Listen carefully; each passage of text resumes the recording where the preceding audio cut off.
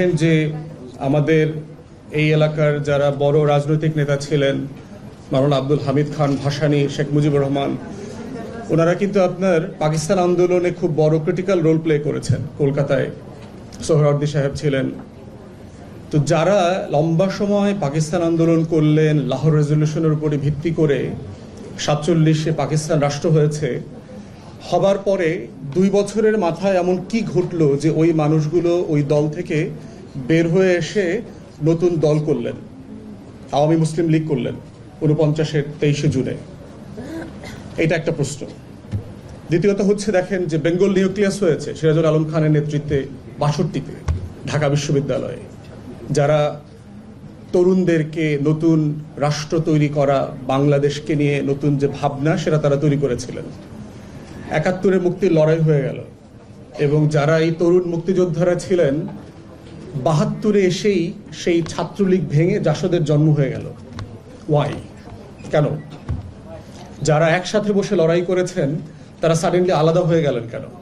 এবং শুধু আলাদা হয়ে যান নাই, শেখ মুজিবের সরকারকে আপনার প্রচন্ড রকম করে সশস্ত্রভাবে এই রাষ্ট্রকে, সরকারকে তারা চ্যালেঞ্জ করেছেন এবং সকল ধরনের আপনার আর্মড স্ট্রাগল বলতে যা বোঝায় সিভিল ওয়ার টাইপ তারা করেছেন।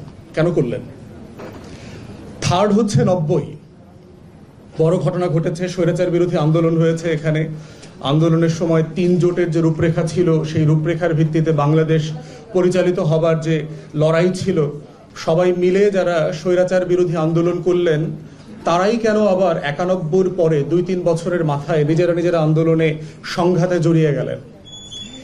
এই প্রশ্নগুলো যদি আমাদের কাছে পরিষ্কার না থাকে তাহলে 24কে ঘিরে দায় ও দরদের যে রাজনীতির প্রশ্ন আলোচিত হচ্ছে তরুণদের মাঝে, এখানে নর্থ সাউথের ছেলেমেয়েরা আছে, ফ্যাকাল্টি আছে যারা হিস্টোরিক রোল প্লে করেছে এই মনসুন আপরাইজিংয়ে, তাদের এই বাংলাদেশ 2 গড়বার স্বপ্নটাও আবার ভ্যানিশ না হয়ে যায়। এটার জন্য তরুণদের জন্য এটা খুব বোঝা জরুরি। এই যে হিস্ট্রি কেন ইম্পর্টেন্ট, হিস্ট্রি হচ্ছে আমাদের মিরর, আমাদের আগের জেনারেশনের আয়নাটা হচ্ছে ইতিহাস। এবং ওই ইতিহাস দিয়ে আমাকে বারবার বোঝার চেষ্টা করতে হচ্ছে যে আমাদের পূর্বপুরুষরা বারবার কোন জায়গাতে হোঁচট খেয়েছেন, বারবার কোথায় ফেল করেছেন, বারবার এমন কি করেছেন যেটা না করলে পারতেন, এবং বারবার সেই জায়গাগুলো আমরা কেন মানছি না। এই জায়গাটাতেই হচ্ছে গণ অভ্যুত্থান যেটা হয়ে গেছে বাংলাদেশের ইতিহাস। শুধু না, বদরুদ্দিন ওমরকে কোট করলে বলতে হচ্ছে যে গত 100 বছরে 19বিংশ শতাব্দীর সেই বঙ্গভঙ্গ থেকে যদি আপনি ধরেন, এই বাংলার মানুষের প্রথম যে রেনেসার জাগরণ, রেনেসার কথা বলেছেন বাঙালির, সেই জায়গা থেকে শুরু করে এটা বারবার হয়েছে। এবং এই সকলগুলোর মধ্যে উনি যেহেতু অনেক প্রাজ্ঞ মানুষ, ওনার জীবদ্দশার কথা বলেছে যে সেই পাকিস্তান আমল থেকে শুরু করে অথবা ব্রিটিশ লেট 40s থেকে শুরু করে এত বড় জন অংশগ্রহণ নিয়ে কোনো গণ অভ্যুত্থান হয়নি, যেটা 2024-এ হয়ে গেছে। তাহলে 8 মাস পরে এসে আগেই তো ভালো ছিলাম, এই কেমন দেশ, এটা কি চেয়েছিলাম, কি হইল, তরুণরা কি করছে, নিজেরা বিভক্ত হয়ে গেছে, সরকারি বিশ্ববিদ্যালয়, বেসরকারি বিশ্ববিদ্যালয়, জাতীয় বিশ্ববিদ্যালয় যার মতো করে লড়াই করছে, আন্দোলন করছে, দাবি দেওয়া নিয়ে আসছে, একজনের বিরুদ্ধে আরেকজন দাঁড়াচ্ছে। তাহলে এই যে দেখেন আমাদের বারবার প্রত্যেকটা জায়গাতে ভুল হচ্ছে কোথায়, সেই জায়গাতে হচ্ছে আমার অবজারভেশনের জায়গাটা হচ্ছে আবার হিস্ট্রিতে নিয়ে যাই। উইনস্টন চার্চিল ছিল বিবিসির জরিপে যে the most brilliant prime ministers of British history, all time বলা হচ্ছে, of all time। তো সেই চার্চিল সেকেন্ড ওয়ার্ল্ড ওয়ারে led the nation to victory, allied ফোর্সকে ইউনিফাই করা, even despite the cold war, Soviet Union and the western bloc সবাইকে নিয়ে যুদ্ধে নিয়ে আসছে একসাথে, একটা লোকাল ফ্যাসিস্ট এবং নাৎসি বিরোধী যে অ্যালাইড ফোর্স করেছে। And he was so brilliant, leading the nation to victory, the whole of the allied force to victory. কিন্তু সেই উইনস্টন চার্চিল দেখেন যুদ্ধের পরে 45-এ নির্বাচনে হেরে গেল, লেবার পার্টির ক্লেমেন্ট অ্যাটলি ক্ষমতায় চলে আসলেন। Why? Is it the British people is so ungrateful?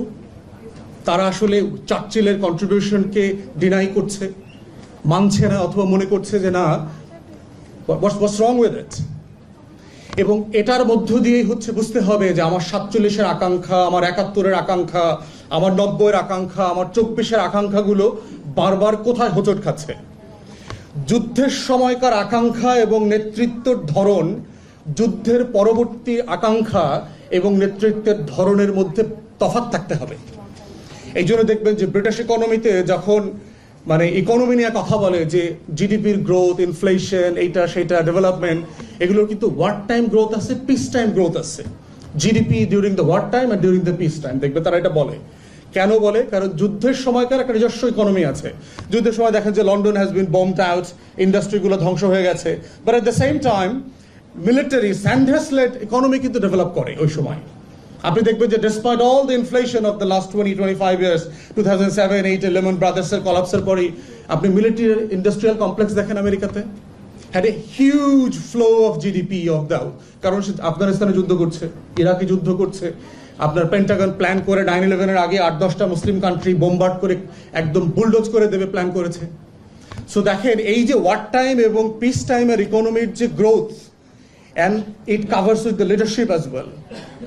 এইখানে হচ্ছে চার্চিলের failure. He was a brilliant leader leading the nation through the war into victory, yet failed to deliver how to rebuild the country afterwards. That was his failure. সে কোনো visionary plan দিতে পারে নাই, জাতিকে কোনো আকাঙ্ক্ষা, কোনো গল্প বলতে পারে নাই, স্বপ্ন বলতে পারে নাই, যেই স্বপ্ন দিয়ে যুদ্ধের পরে এই দেশটাকে গড়া যাবে, তৈরি করা যাবে। কারণ যুদ্ধ কি করেছে? সবাইকে গরিব করে দিয়েছে। একটা যুদ্ধ কি করে? একটা সচ্ছল মানুষকে তার আর্টিজান, তার ক্রাফট, তার বিজনেস, তার স্কিল সবগুলোকে সে খেয়ে ফেলে। এখানে জিল্লুর ভাই ছিলেন ইকোনমিক্সের যে প্রফেসর, ওনারা এটা আরো ভালো এক্সপ্লেইন করতে পারবেন। তো আমারটা দোকানটা ধ্বংস হয়ে গেছে, এই ধ্বংসটা যেন না হয় এইটার কাজ চার্চিল করেছে। তাতে কি? কালকে আমি খাবো কি? তাহলে দেখেন 24-এর গণ অভ্যুত্থান দেখবেন যে তরুণদের এবং যুবকদের এবং মুরব্বীদের জেনারেশনের গ্যাপের চিন্তা, ভাষা, শব্দ, আকাঙ্ক্ষা কিভাবে বদলে দিয়েছে।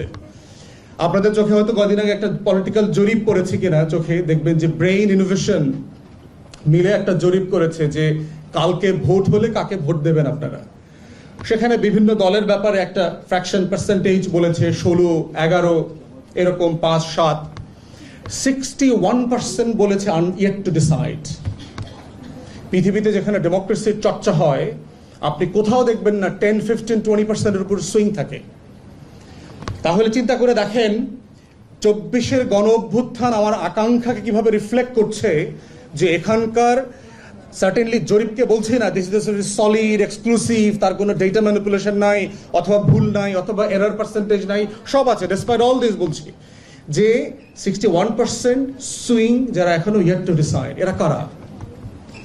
এরাই হচ্ছে আমার পপুলেশনের ওই 65% যার বয়স 35-40-এর নিচে and never voted, যারা কখনো ভোট দেয় নাই।